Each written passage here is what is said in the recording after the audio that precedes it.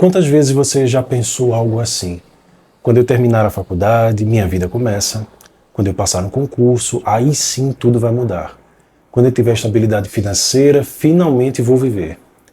Mas então uma coisa curiosa acontece. A meta chega e, estranhamente, a vida continua parecendo incompleta. E surge outra meta, e outra, e outra.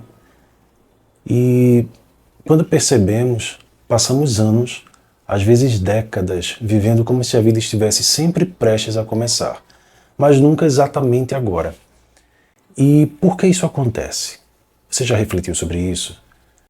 Por que tantas pessoas vivem com a sensação de que a vida real começa sempre depois da próxima conquista, sempre depois da próxima esquina? Para entender isso, precisamos falar de história, psicologia, filosofia e também de uma das maiores ilusões da vida moderna.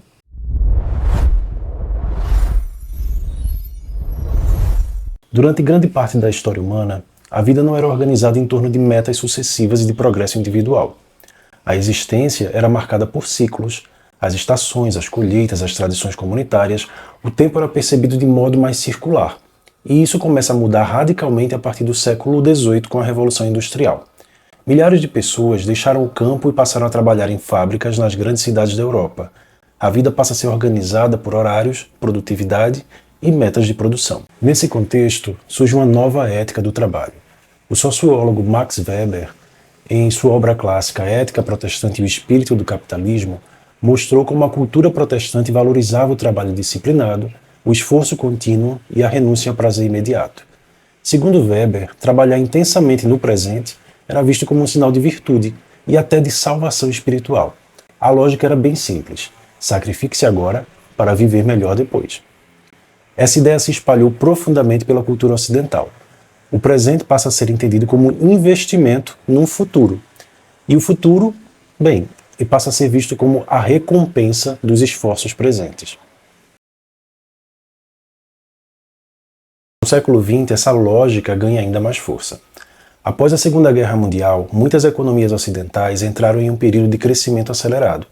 Surgiu então um ideal cultural poderoso, o de que cada geração viveria melhor que a anterior.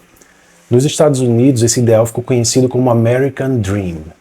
O historiador James Adams, que popularizou a expressão em 1931, descreveu esse sonho como a crença de que qualquer pessoa poderia ascender socialmente por meio do trabalho e da educação.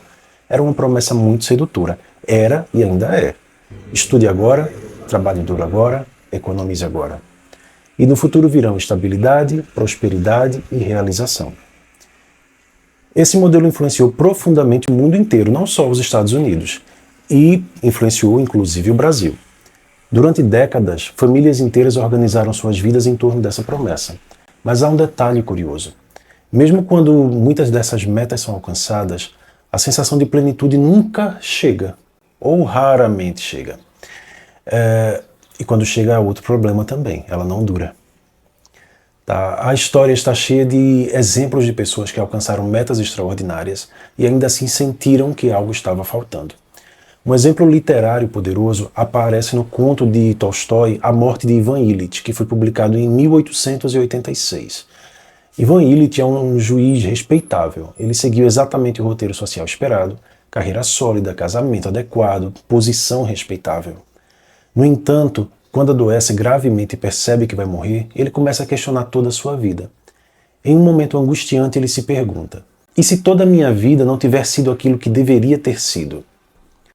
A tragédia de Ivan Ilitch não é ter fracassado, é ter seguido perfeitamente o roteiro social e perceber tarde demais que isso não garantia uma vida autêntica. Esse dilema não aparece apenas na literatura, ele aparece também em biografias reais. Por exemplo, o industrial Henry Ford, que todo mundo conhece da Ford, foi um dos homens mais ricos do século XX e dedicou sua vida à eficiência produtiva e ao crescimento empresarial. No entanto, estudos biográficos mostram que Ford frequentemente demonstrava frustração com a ideia de que riqueza e sucesso industrial trariam automaticamente satisfação pessoal. As metas foram alcançadas, mas a sensação de chegada nunca se completava. A psicologia moderna também investigou esse fenômeno. Na década de 70, os psicólogos Philip Brickman e Donald Campbell desenvolveram um conceito conhecido como esteira hedônica. A ideia é simples e ao mesmo tempo perturbadora. Os seres humanos possuem uma grande capacidade de adaptação psicológica. Quando algo muito bom acontece, como ganhar dinheiro, receber uma promoção, comprar uma casa, a nossa felicidade aumenta, mas por pouco tempo. Depois de algum tempo, nossa mente se adapta. Surge um novo normal e aquilo que parecia extraordinário passa a ser ordinário, comum, normal. Voltamos então ao nosso nível habitual de satisfação. É mais ou menos como correr numa esteira. Você se esforça, avança, conquista, mas emocionalmente está praticamente no mesmo lugar. E por isso a próxima meta parece sempre necessária. No século XXI, essa dinâmica se intensificou. Vivemos em uma sociedade que valoriza produtividade, performance e otimização permanente. O filósofo sul-coreano Byung-Chul Han chama essa condição de sociedade do desempenho. Segundo ele, nas sociedades contemporâneas, o indivíduo se transforma em um projeto interminável de melhoria. É preciso sempre estudar mais, trabalhar mais, produzir mais, ser mais eficiente. O problema é que nesse contexto o ser humano deixa de se perceber simplesmente como alguém que vive. Ele passa a se perceber como um projeto que ainda não está pronto. E se você é um projeto inacabado, então a vida parece sempre começar depois da próxima versão de si mesma. Aqui aparece um paradoxo curioso. O futuro é importante, claro. Planejar, estudar e construir projetos faz parte da vida humana. O problema não é ter metas. O problema é acreditar que a vida só começa depois delas. Porque nesse caso acontece algo silencioso. O presente se transforma em um mero instrumento, um meio, uma etapa provisória. Mas a única parte da vida que realmente existe é justamente o presente. Talvez a pergunta mais importante não seja qual é a próxima meta, mas quando exatamente começa a vida. A história, a filosofia e a psicologia parecem convergir em uma resposta desconfortável. A vida não começa depois de algo, ela acontece sempre agora, enquanto estamos ocupados demais planejando o momento em que finalmente começaremos a viver. O filósofo romano Sêneca, há quase 2000 anos, já alertava para isso. Em sua obra Sobre a Brevidade da Vida, ele escreveu: "A vida é suficientemente longa se soubermos usá-la bem." O problema, segundo Sêneca, não é que a vida seja curta. O problema é que grande parte dela é desperdiçada esperando o momento certo começar. A promessa de que a vida começará depois da próxima meta é uma das narrativas mais poderosas da modernidade. Ela organiza nossas escolhas, nossas expectativas e até nossos sacrifícios. Mas talvez seja também uma das ilusões mais perigosas, porque quando vivemos sempre esperando o momento em que a vida começará, corremos o risco de descobrir tarde demais que ela já estava acontecendo. Não depois, agora.